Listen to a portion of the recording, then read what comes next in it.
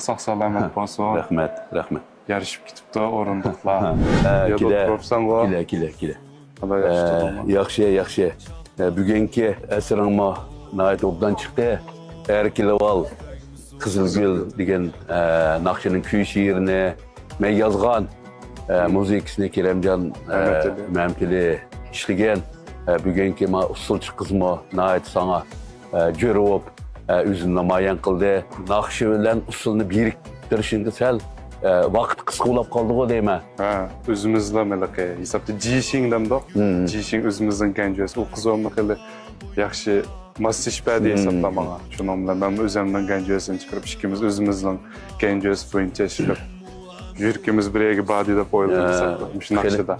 Xeyli masış okulda onun üstüge ustazlarına bahası yuqur boldu. Bundan keyinki sanat hayatın dağdan bolsun. Sen Tırşaylı. Senin sağ salamet bolsun. Rahmet. Yarışıp gitip de orunduqlar. Sen yaxşı asırğandı. Rahmet. Tırşaylı. Tırşaylı. Gözləgmisun bəxtinə, sana adda pulğum var, nurum çüsün bərgingə, daim çaxnab turğum var. Gözləgmisun bəxtinə.